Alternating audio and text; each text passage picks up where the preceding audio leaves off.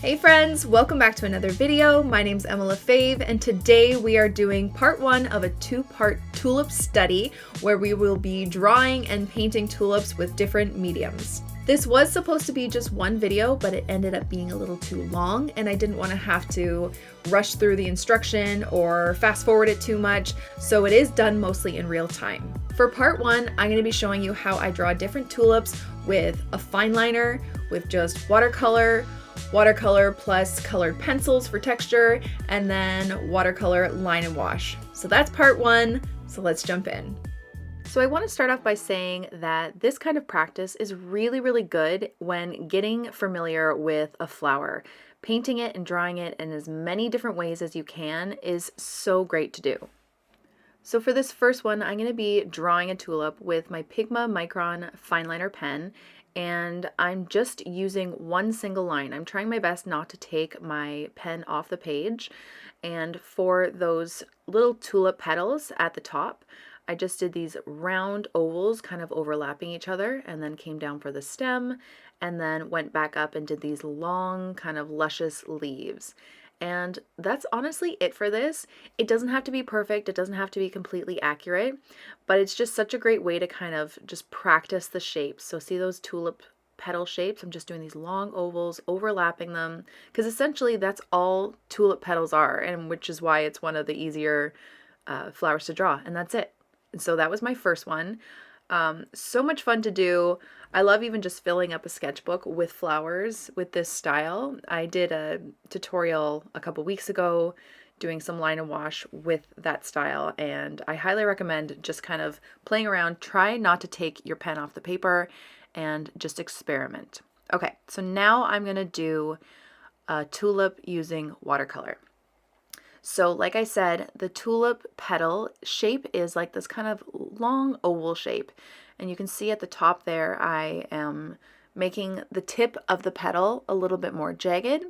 So I did this like long oval shape, and then I'm going to do one to the other side, more like a C curve around that, leaving a small white space in between, just so you can see a bit of separation between the two petals, so it doesn't look like just one ovally blob.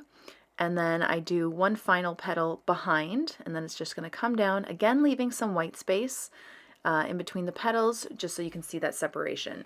Now, one thing I do see with some beginners when they are leaving that white space, they leave too big of a gap where it's like consistently a white space between the whole petal. Leave very little, and even have the petals touching in certain areas, okay? Because you don't want it like completely separated where it doesn't look like it's from the same flower. And then, so I did that with my light wash of pink, and then I'm just going back in while it's still wet and doing some textured lines with a darker value of my pink, just so it gives it a bit more shadow, a bit more depth, and a bit more texture to it. And if you ever feel like you need to clean up some areas like I'm doing here, I just washed and dried off my brush, and I'm just kind of lifting some of that paint with my brush because there was some of that darker color bleed on the top of the petal, and I didn't necessarily want it there. So if that ever happens, you can always just wash and dry off your brush and then lift that color up just by applying some pressure and kind of like swooping your brush across the page. Okay, so now I'm just grabbing some green for my stem, and I just mixed a little bit of yellow into my sap green to get this really bright light greenish yellow color for the stem, and I'm just gently applying it to the page. Just creating that stem. And then I'm going to grab a bit more of some darker sap green, because the leaves tend to be a little bit darker than the stem. And again, I'm just doing these long curved leaves. So this one's going to kind of fold over. So see how I kind of just did a curve, and then I'm going to come back so it's folding over, and then we're going to do a bit more of a shadow on it to make it look like it's folded over just a bit. So I'm just filling that in, adding a little bit more darkness to the stem.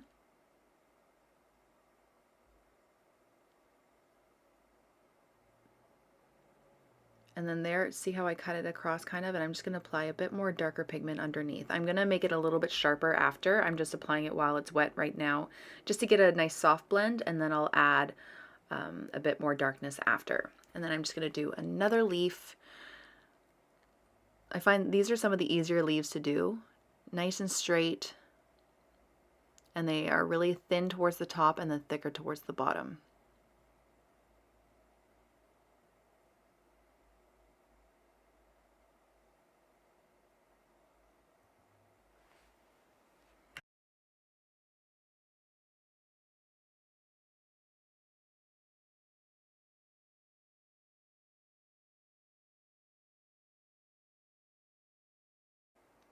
Then here I'm just going to paint another tulip bud. This one's going to be a little bit more closed, so it's smaller, a bit more oval shaped, and I'm just filling it in with that light wash of pink to start. Always start off lighter because you can add darker shadows, but it's harder to make something lighter. You can lift, but it's just easier if you go lighter first. And then I'm just doing another petal kind of just peeking behind, so it's just like a curved C shape behind it. And then again, that little other extra petal kind of poking out of the top. Again, leaving that white space. See how tiny that white space is? And that petal behind is a little bit darker. And then while it's still wet, just going back in, dragging some lines towards the bottom. And the reason why I drag them towards the bottom is because when you lift up your brush, you have that little bit of explosion of color. And if you're to lift it like towards the top, you're going to have that saturated color more towards the tip of the petals. So I like to have it towards the base because that would be where most of the shadow is. So that's why I drag my lines towards the bottom of the flower. And then there I was just lifting up some of the color. So see how I'm dragging it towards the bottom and you get that little burst of color. And then always make sure that your lines, when you are dragging them down, they are curved with the shape of the petal so it makes sense. Now, if the lines are a little bit too harsh like that too, you can wash and dry off your brush and then just blend it out just to make it a little bit softer. We're going to do some more sharper lines on the petals after, but I just wanted that nice kind of blend for the initial shadow textured lines. And then we're just doing our other little stem. This is at the bottom of my sketchbook. We're just doing a little peekaboo from the bottom because I want to fill up this whole page with tulips. And then the same thing that we did for the leaves. So once you have your leaves drawn, you can add a little bit more of a darker green to create some shadow and depth. So I just added a little bit of my perylene green to the one side of that leaf, just so it looks like it's a little bit more behind the one in front. And then that other leaf that I'm doing right now is dry, so you can see it's a bit more detailed of a line, a sharper line, and I just kind of cut across so it looks like it's folded over, and I'm just applying that darker color underneath so it gives like this shadow effect to make it look like it is folded over. And then I'm just going to do another leaf to the side. And again, I feel like you can't add too much shadow and depth to a painting, so if you wanted to intensify those shadows a bit more, make them darker, just wait for them to dry so you can kind of, you know, add the color and then wash and dry off your brush and then blend it out. It works great. Or you can just like do like little textured lines. It doesn't have to be a realistic watercolor painting. Whatever you're feeling in the moment, just do it. Okay, so now I'm going to move on to a different medium. I am still using watercolor, but with this one, I'm going to be using colored pencils over top for some textures. So we are starting with watercolor again, but to change it up so I'm not doing the exact same painting that I just did, I'm going to try a Parrot tulip, which has more like jagged edges and some fun textures to it. So I'm doing these kind of C curves and then these really jagged edges to it for the tips of the tulips.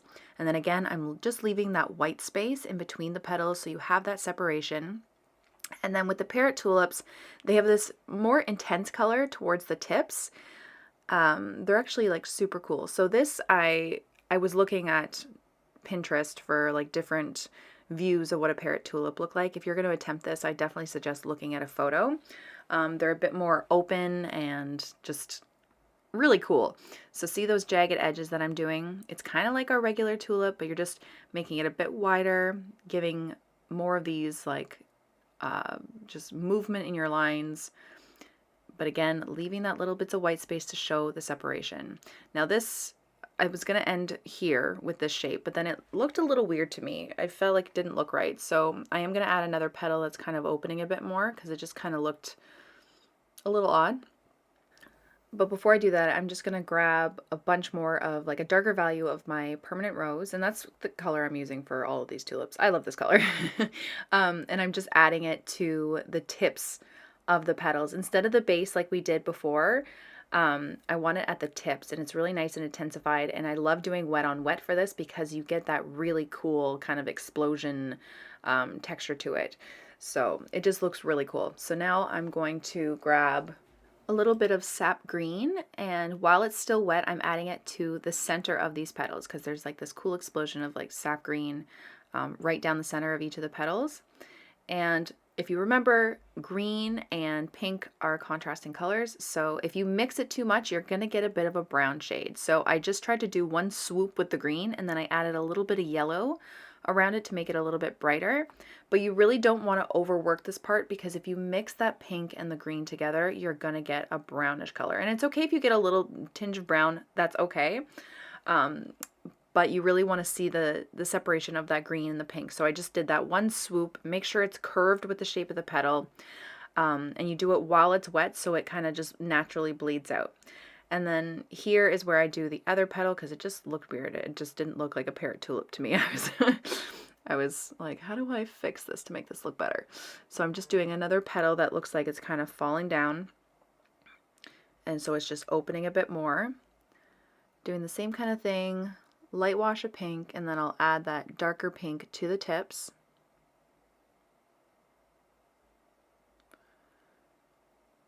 These are actually really fun to paint. I feel like I should do more parrot tulips. And then I'm just dragging it a little bit down because it's further down behind that other one, the other petals. So I just wanted to give it a little bit of darkness. And then a little bit of that green there as well, just that one kind of swoop. And see how it's starting to turn a little bit brown towards the bottom of that one petal, and that's okay. It doesn't have to be perfect. We are going to add some colored pencils, or pencil crayons as we call them in Canada, over top, so you won't see it too much. But that's where you really gotta be careful when you're working with colors that are contrasting to each other, or complementary colors in the same painting. If you mix them too much, it will turn brown. So it's knowing when to stop, and if you make a mistake, it's okay. That's how you figure it out. You just learn the next time. And then I'm just using my sap green to make these long leaves. I don't know why I can't think of words today, or any day, it's fine. But I'm giving it a bit more of like a jagged edge to it, just a bit of a curve. So it's kind of a different perspective of a tulip. It's like bending over. And then I'm just adding some more of that darker green to it to give it a bit more depth and variety. So that's like one of my biggest tips also with watercolor. If you saw my tips on values the other day, that tutorial, this is where it makes a huge difference. I love using darker colors, lighter colors, darker values. It just gives so much range to your paintings instead of making them look flat. So like even the tulips at the bottom there, you always start with a light wash, then add it in the darker, because I find too many people go in really, really dark to start, and then they all look like this one flat color, and it doesn't give it enough range or depth. So always start light, then add in your dark color. Okay, so I'm just adding that other leaf behind, making sure it goes behind the stem, and then I'll add in some darker paint behind the stem as well, just to show that that stem is kind of casting a shadow on the leaf, just to make that stem pop out a bit more. And then once this is completely dry, we will get out our pencil crayons and add some of our textured lines. Okay, so while we're waiting for that to dry, I'm just going to show you the most simple way to do tulips, and we're just going to do a quick line and wash. So we have just straight lines, we have just straight watercolor, that we have the parrot tulip with the watercolor, and then we're going to add some pencil crayons on top of that. And now I'm just going to mix the two together here and do some line and wash. So this one is super easy. You're just doing ovals with your light wash of your color. Going to tap in some of that darkness to the bottom. This is probably the easiest way to do a tulip. And you can do these fairly quickly. So see, I don't even have any separation between petals there. And I'm just adding in some darker color just to give that difference in values. Then I'm going to grab my greenish yellow color. I'm going to do a stem coming down. do another stem coming down. They can connect together if you'd like.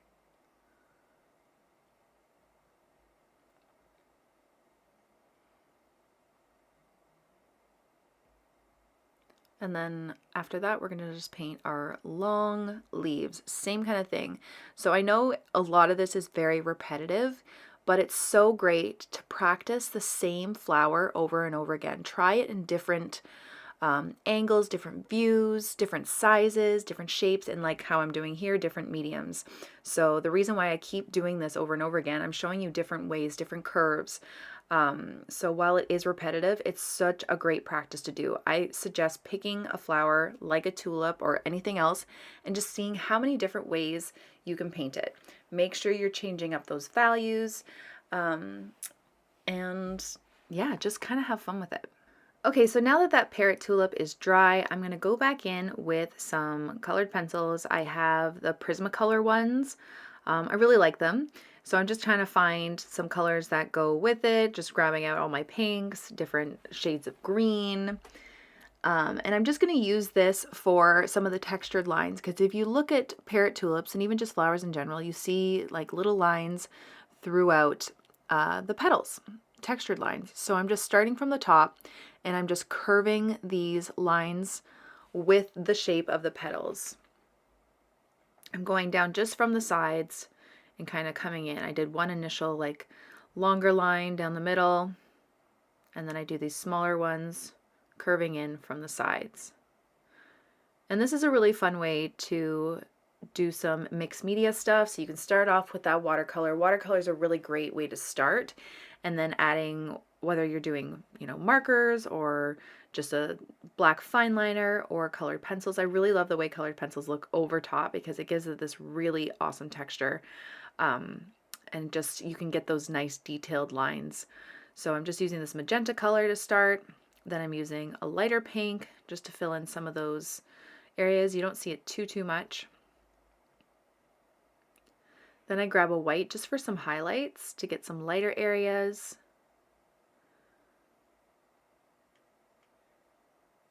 Just in between those darker magenta lines.